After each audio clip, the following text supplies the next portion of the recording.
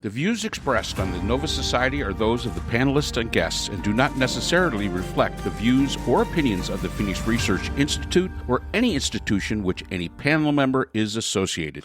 Welcome back to the Nova Society, the space where dialogue deepens understanding and civic responsibility comes to life. I'm Dr. Mark Bound, joined by our regular panel, Dr. Scott Gershwer and Dr. Brooklyn Ann Weldon. Together, we'll unpack the stories that matter most, exploring the headlines, the history, and the big ideas shaping today's conversations. Let's dive in and hear what the panel has for us today. Brooke, what do we got? All righty. We have a question from Mandy, who lives in Sydney, Australia. And Mandy writes, well, it looks like gun violence has come back to my country's shores. As I'm sure you are aware, we had a horrific mass shooting at Bondi Beach this past week. Yes. As I write this, we know of at least 3 dead. I believe it's 15 now, and many more injured. Once again, this seems to be directed at the Jewish community in my country. Our Prime Minister, Albanese, has classified this as an Islamic terrorist attack. Although Australia has had past incidents of mass shootings, it's been almost 30 years since the last incident.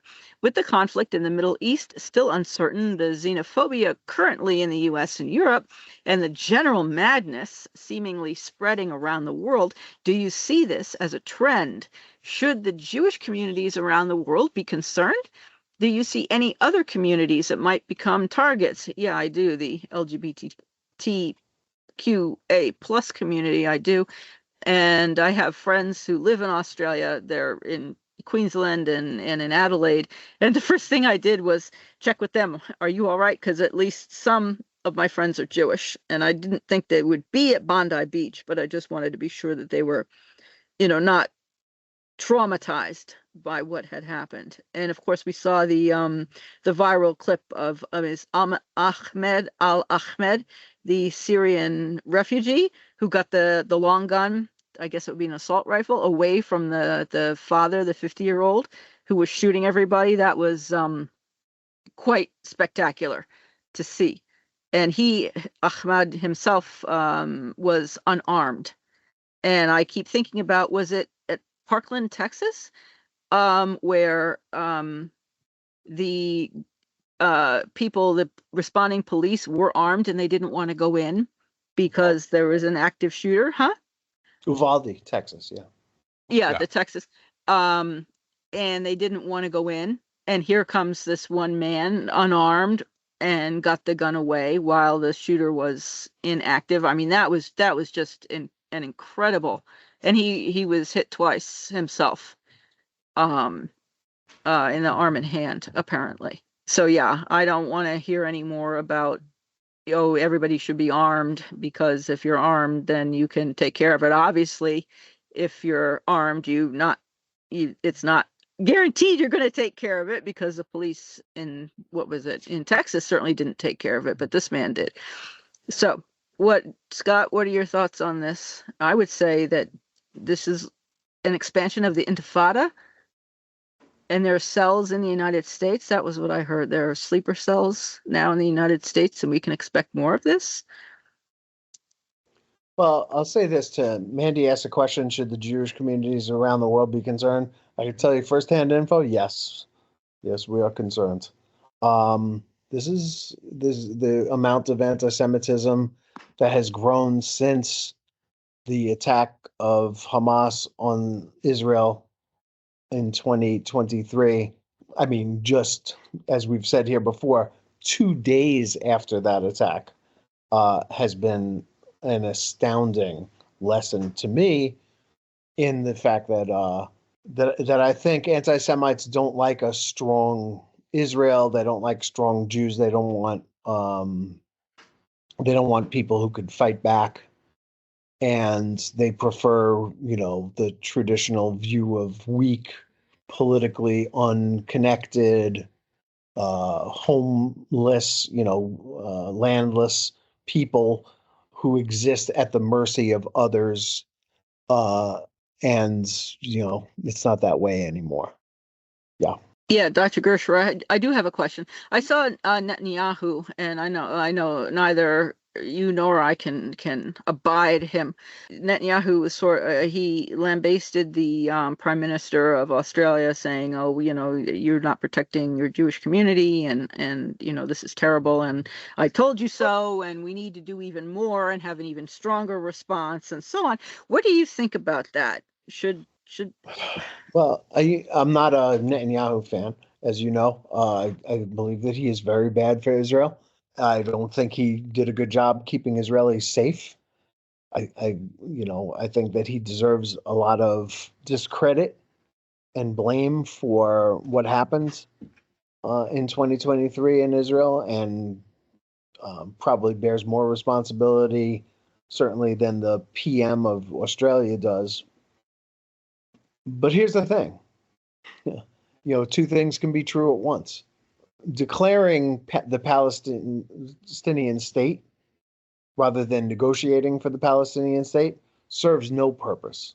The Australian PM, the British, the French, whoever else stepped in there and said, we're going to recognize a Palestinian statehood, did themselves and the world a great disservice, in my opinion. This is something that needs to be discussed and has been being discussed one way or another, wars, politics by other means, for a long time now.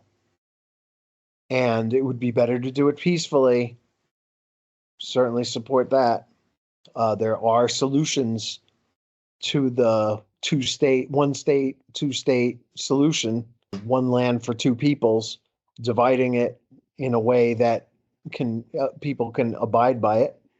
Seems to me possible in this modern world. It may not look like a country in the old-fashioned sense of the word, but it would be a viable country if they would allow it to happen.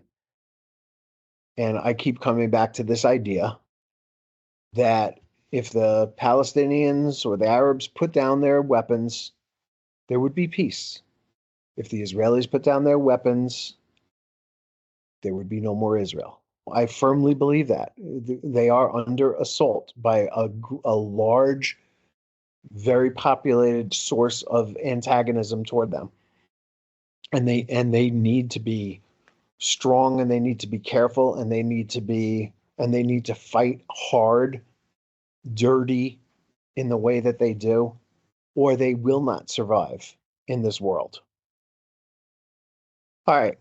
So I'm not, Mark, I'll let you speak to this if you want. I have some more to say about Australia and America as far as guns are concerned, but I'll get to that in a minute. Why don't you start? Well, there's nothing that you've said that I could possibly disagree with. Jewish communities around the world have always had to be concerned. I mean, it's historical. It is absolutely historical. I was reading a book about General Grant during the Civil War, who basically, in his territory that he had, expelled the Jews. Now, the reason was because he believed that they were being, cotton. They were taking advantage of the cotton prices. They were buying cheap and they were selling high, which I don't know. Sort of that's what business is all about. Buy low, sell high. Although during a time of war, I could see where that might have been an issue. But I think the Jewish community has always had to be concerned. And I don't care if you're in the United States. I don't care if you're in Australia. I don't care if you're in New Zealand, which is, nice, peaceful place. Jewish community has to always be concerned. And it is a historical, it's like a historical, I don't want to say stigma, but it's like a historical, like albatross around the Jewish community's neck, that no matter where they are, no matter where they go, they're not welcome. And now that they have their own state, there's those that would make them not welcome there, or would want to eliminate the state altogether. And yeah, the idea, Scott is probably exactly right. If it wasn't for the acknowledgement of the Palestinian state by all these countries, Canada included, I'm not going to say that this wouldn't have happened, because let's face it, a lot of times people that want to do harm to Jews don't really need a logical reason. They don't need any special permission. Um, it's kind of a funny thing. Being married to a Jewish woman myself, I see it all the time, especially here in the deep South, where the attitude toward the Jewish population is quite a bit different than, say, to my brethren, the Catholics. And it's just, to me, it's nothing I've ever been able to wrap my head around as far as why this is still such a thing. I mean, what have the Jews done so egregious to so many people? And I'm not just talking about Muslims. We're talking about the Germans. We're talking about the Americans. We're talking about, the French. We're talking about the British. And throughout history, what did they do so egregious that really, has caused them to be this seen as a pariah of society? It makes zero sense to me. I mean, absolutely none whatsoever. So I'm kind of stuck in that one. Any other communities that might become targets? I think any community that isn't your community is a target in today's world. If you're seen as the other, Jews are easy, because you're gonna, they're easy. They're their own group, and they've been persecuted for their entire history. So that's the simple one. But those other ones, I mean, I know the Catholics, when we came to the United States originally, Catholics were you were like untouchable. That's why the Knights of Columbus was created. Catholics in the late 19th century could not even bury their family because they didn't have any money, because nobody gave them a job. Canada, same way. Canada was definitely against the Catholics. So, but it's not been like the Jews. And I'll be honest, I've talked to a lot of theologians, and I have my own thought on this. My thought is that Christianity is what really caused the Jews to be basically cursed, is what I'm going to call it. And I don't mean that in a bad way, as far as, all Jews should be cursed. What I mean is that it has given them that stigma of a cursed people, and it's for no reason whatsoever. And it honest to gosh, makes me absolutely nuts. Stay with us. We'll be right back. Not only are many trying to remove us from our constitutionally limited Judeo-Christian ethos republic, more seem to be forgetting our Judeo-Christian Christitutionalist foundations. Not here at Christitutionalist. We talk about all these things: the past, the present, the future. Biblical community, Judeo-Christian ethos, the whole Bible, biblical community, not worldly communism. And there is a big difference. Join us, Christitutionalists. I have a theory on that. Okay. My theory is, number one, we have a really good sense of humor. But number two, going way back, way before Christianity, okay, Mm-hmm.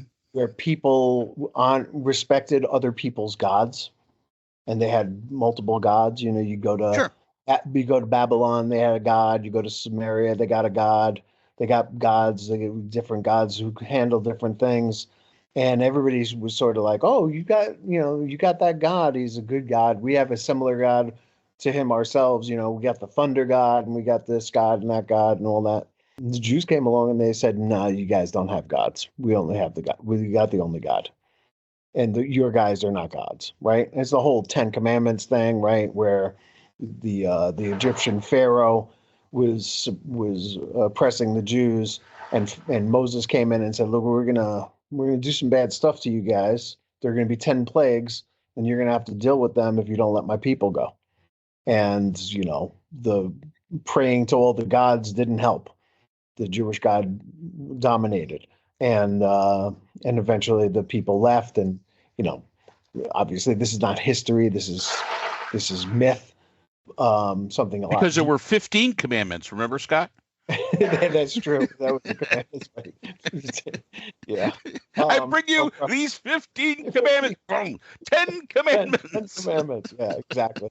But the plagues, all the plagues, and then the army chasing them, and the crossing the Sea of Reeds, and the water comes in on the Egyptians and kills them all. All of that stuff predates Christianity by thousands of years. Yes. And when the Romans killed Jesus and crucified him, which was a punishment of the Romans for the absolute lowest of the low. Okay. It was not an honorable death. It was an insult on top of painful death. They had to invent something when they began to adopt Christianity, which is essentially, if you think about it, a little like Judaism mixed with Greek faith or Greek gods, right? Different gods, three gods: the Father, the Son, and the Holy Ghost. They had to come up with something that said, we're not the same as those guys are. Christianity is different, and so anti-Semitism in the modern sense was born. But even prior to that, it's just being different enough. And you even saw Trump say this at various times, that Jews in America have more fidelity to Israel, more fealty to Israel than they do to America, which is, to me, libelous. I am an American. This is my country, and I love this country. I can't stand Trump, but I do love the country. But that there's like split loyalties, and that split loyalty means that you can't trust Jews to fight on your side when you have an enemy, trying to conquer your land. The Jews may just turn around and join them to conquer your land, which is exactly what you're talking about with General Grant. Grant didn't trust the Jews to stay out of it or be on the side of the Union. He didn't know what to make of them, and so he persecuted them. And that's been a pattern for a really long time. It's exactly what Pharaoh said. And it's exactly what the French said with the Dreyfus affair. It is exactly what Trump said just a year or so ago about Jews in America, need to support Israel and do support Israel more than the United States itself. Not true. So I think that there's that, and I think that that's it was basically just impoliteness to not acknowledge other people's gods was just too wrong for ancient cultures to remain civil to the Jews. Actually, Okay. my wife has this really good theory, Scott. She blames it all on gefilte fish. Well, I don't blame her for that. I'm just saying. She says all the Jewish problems come from gefilte fish. So that's a great test. Have you ever had it? Yes. You have? Yeah, I went to a bat mitzvah. Of course I had it. I mean, I've been to bar mitzvahs and bat mitzvahs. Of course I've had it. Yeah, but I mean, that's not the kind of thing that you would ordinarily get, I think, at a bat mitzvah or a bar mitzvah. It was. It's very specifically, I think, Passover thing. Well, it's kind of like it was kind of used as an appetizer. Yeah. Right. You put enough horseradish on anything, it's going to taste okay. There you go. There you go. It's not bad. But I believe you mean slander. If he said it, it's slander, not libel. Okay. Thank you very much. Yeah, it's slanderous. But yeah, I agree with you. It is slander. It's an ancient slander. No, I've never understood either. As Mark was saying, when I was growing up, there were a couple of kids in my class, in my school, who were Jewish, and the only reason I know that they were Jewish is because they would say when it was like Christmas holiday or something like that coming up, they would say, well, what about Hanukkah? Because we celebrate Hanukkah at home. my late aunt's first husband was Jewish, and she converted to Judaism at one point, and I had her paper saying, a certificate saying that she had converted. But and one of the kids was my friend. It didn't matter to me whether she was Jewish or not. I mean, she was a friend, I mean, so I never understood what the problem that people had with someone's being Jewish or Catholic or black or Korean or Chinese. I mean, it just doesn't enter my thinking as being a problem. Who the person is as a unique human being.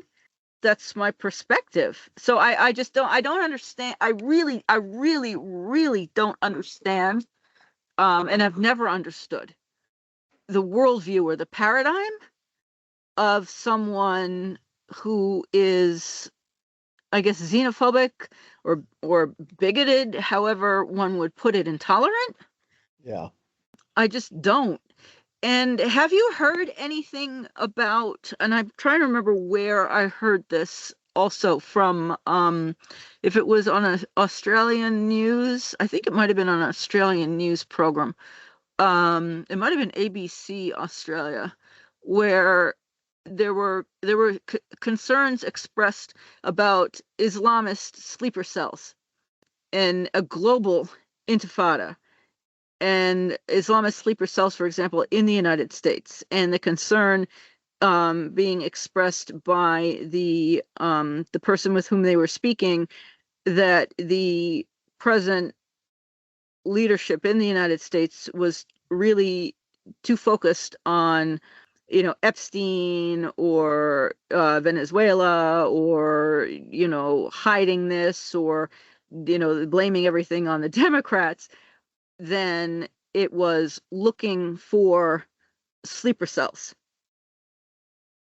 Yeah, well, I mean, I don't think the FBI has really, which is the entity that tries to keep people safe from terrorist attacks, whether it's domestic or foreign, or a mix of both, has not exactly shined recently, right? I mean, no. The Kash Patel, Don Bongino FBI is not the FBI that we kind of grew up with that could get stuff done.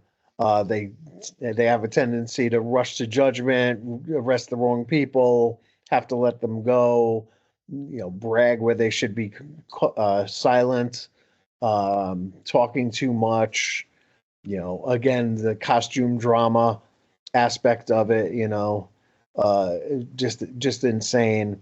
But I mean, I think anywhere where there are others, and by others I mean with a capital O.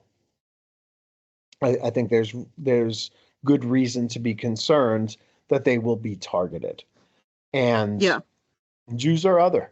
And this was an Orthodox community. And by the way, you mentioned the Arab gentleman who jumped the gunman and disarmed him. Took a couple of bullets for it from the son, who was shooting from the bridge up there. But very few people have mentioned the fact that there was a Jewish couple that grabbed one of the gunmen and tried to get the gun away from them, but they failed and he killed them. Oh, I didn't know that. Yeah, they actually have dash cam footage of them as they were trying to wrestle the gun away from the guy, and he pulled the gun back and fired on them. That happened. I mean, just to stay with the Jewish aspect of this for a second, I just want to bring up an anecdote that I think really does kind of hopefully shine some kind of light on it. I worked for a company that was largely funded by Hasidic Jews from Antwerp and Brooklyn. And the Hasidic Jewish community, which is the one that has the big beards and the payas and the big black hats and the coats, and they dress to the nines all the time, very, very, very expensive clothing and jewelry. And these guys were pretty wealthy fellas that that I was working with, they were building a casino in Las Vegas as well, part owners of a casino there. They had their hooks in a lot of stuff. They basically traveled from Sunday to Thursday, traveling around the world, living on airports. Like I went to Zurich Airport for a business meeting, and one of them was sitting in the business lounge. I went out to take a shower before I had my meeting, and this guy was sitting there in the business lounge, and I said, "What are you doing here?" And he said, "I was told to wait. The Hirsch is going to come in." And I said, well, I'd love to see Hirsch. When is he coming? And he said, "I have no idea. He just told me to wait here." And he was sitting there with a bag full of duty-free cigarettes that he was giving to Hirsch, so that Hirsch on his travels could have enough cigarettes to smoke, which smoked quite a few of them. But my point is that I worked with these guys, and they were very, very sort of, different looking people, right, than the normal, ordinary population of the rest of us. And we were at a trade show, and I got a phone call, trade show in Chicago at the McCormick Center, that one of the investors was waiting outside, and could I go out and get him and bring him to the booth, because he didn't know where we were in this huge trade show on the floor of the McCormick Center. So I went out and I found him, and we started walking toward where the trade show was. And I said, "You know what? I should have remembered to bring you a badge. I don't think they're going to let you in, but let me try." And we walked right through the security there. They didn't bother him at all. And I realized, and we didn't stop talking. He was talking to me the entire time about business and things like that. He didn't stop talking for 1 second. He didn't even notice that there were security guards checking people's badges as they went. I had my badge on. He didn't have a badge on. They didn't say a word. And I thought to myself, he is so other that they were not going to say a word to him at risk of causing some kind of incident. And they just let him go. And I don't know whether they were like, well, this guy's obviously not a threat to anybody, or I'm just not getting involved with some Jewish guy with a big beard and a black hat on. I'm not exactly sure what the mentality was, but he was so other that they didn't stop him. And I really was struck by that. All right. There's an aspect to this story that relates to something that we've discussed here before, which is gun culture. And as we know, I don't think it's just the guns in America, although I think there were way too many guns, too many varieties of guns, some varieties of guns that shouldn't be in the hands of people, certainly not crazy people. But there's also this aspect of gun culture, which has existed in this country since its beginning, and it has always been a standout in the world as far as what makes the United States different from other countries. Is a big part of that is this gun culture. Australia is also a frontier country. Everybody lives around the rim of Australia. There's not much population in the interior of the country, and the people who live there have guns, right? For defense, for hunting, for any number of other reasons, they have guns. We know that in 1996 they suffered a massacre. It was a pretty bad massacre. I forget what, 23 people murdered, 30 people shot. Bad massacre.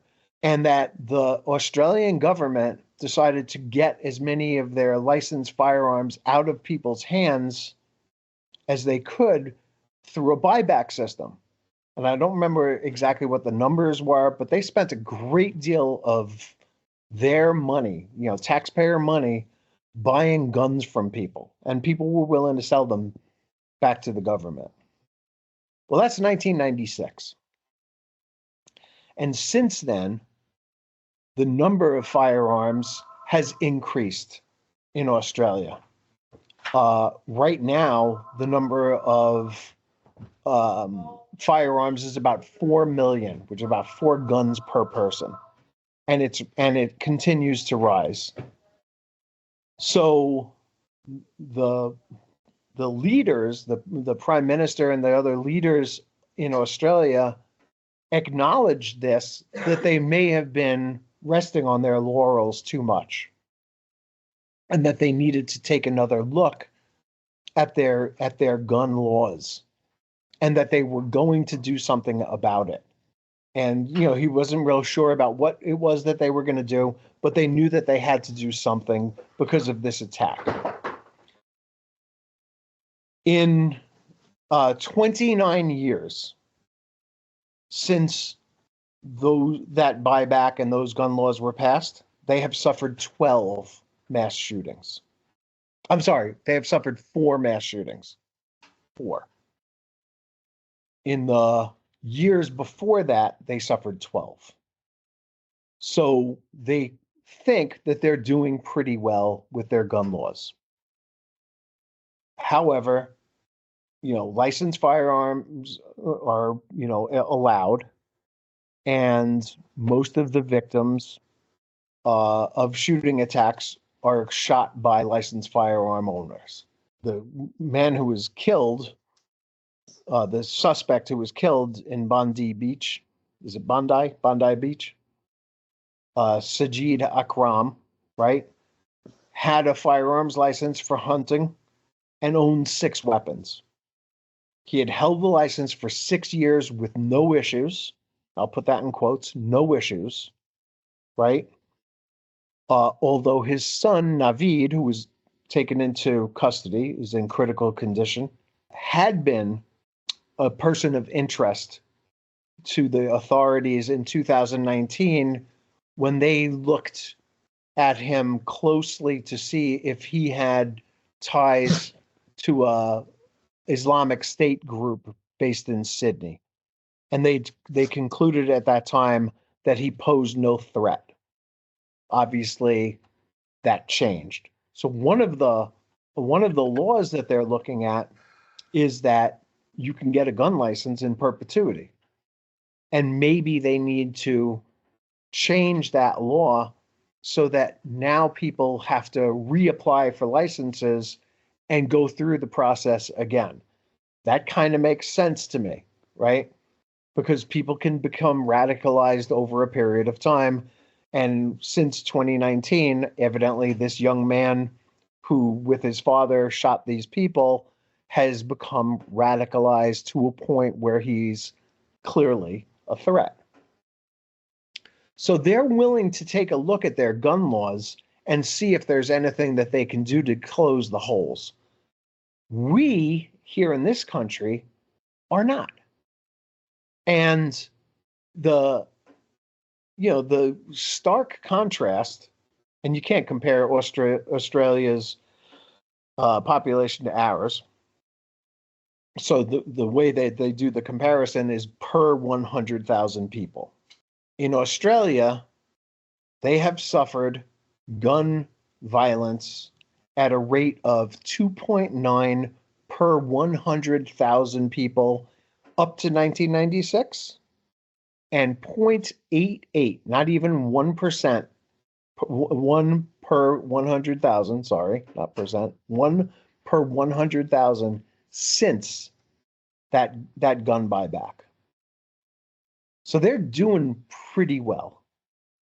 If you want to contrast, gun deaths in the USA are currently, depending on who you talk to, 13.7 gun deaths per 100,000, or by Pew, I think it is 10.6 per 100,000 gun deaths, like 12 times higher than it is in Australia.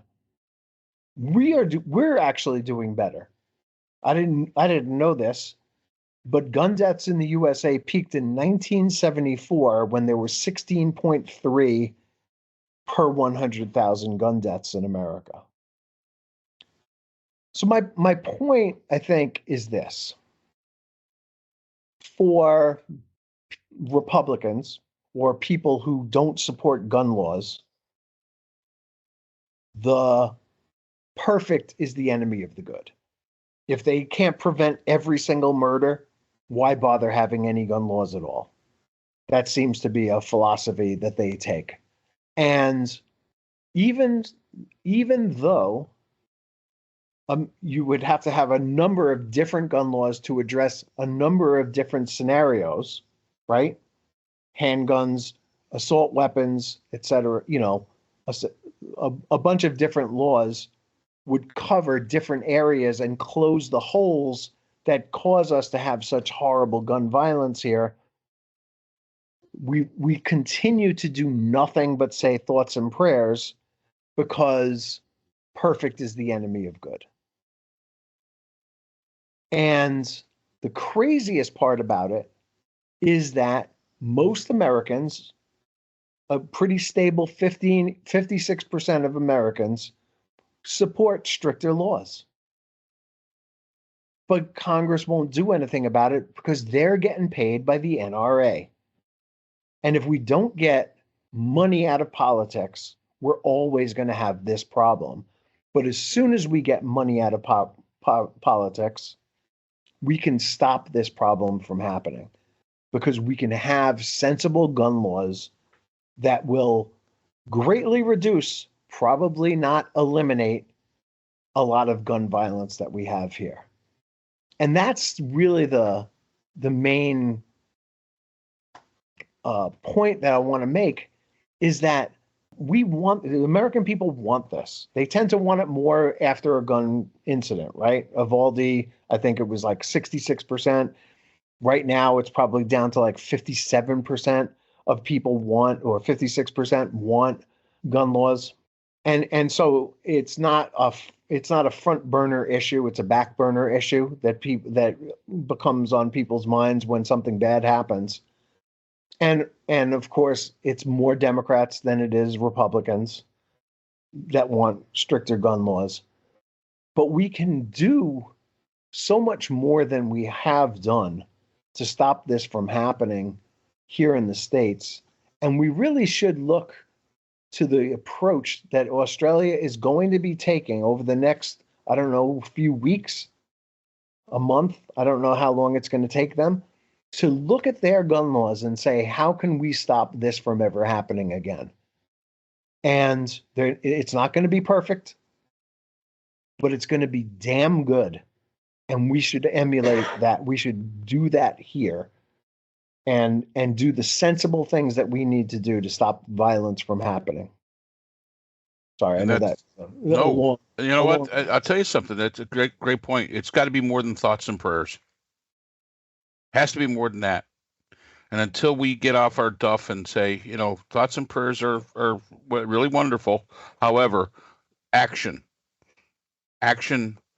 is what's going to correct this. Yeah. And Mark, I'll give you another one. It is known that for gang violence, okay, suppliers of guns to gangs is 5% of the gun shops in America. And if you were to go after those 5% of gun shops in America that are willing to sell to a walker or somebody that they know has ties to a gang, you could probably eliminate a great deal of gang violence. I'll throw out another one. Most guns that are used in crimes are stolen guns. Yes. Licensed guns to somebody else who a thief steals. And they usually steal them from vehicles. Yep. And they usually steal them from vehicles that are pickup trucks. Yep. Yeah. And that if every pickup truck had a gun safe in it, rather than just taking a gun and throwing it underneath the front seat, we would be so much better off. Yeah. And, that's a great point, Scott, because here in the neighborhood, of course, I live in South Carolina, very big gun culture here. I admit that I own a few. But when I went to the gun shop, and there's a range that I go to, when I went to buy a gun, I have to go through the background checks and all that, and I'm never offended by it. It's like, okay, this makes sense. I have seen people go into, and the gun shop that I go to, most of the employees there are off-duty sheriff's deputies, and I've seen people get generally offended by, oh, what do you mean I have to do this background check? And it's like, if you have nothing to hide, what's the big deal? And another, your point about pickup trucks, 2 doors down from me, we had a rash in our little gated community here of some break-ins.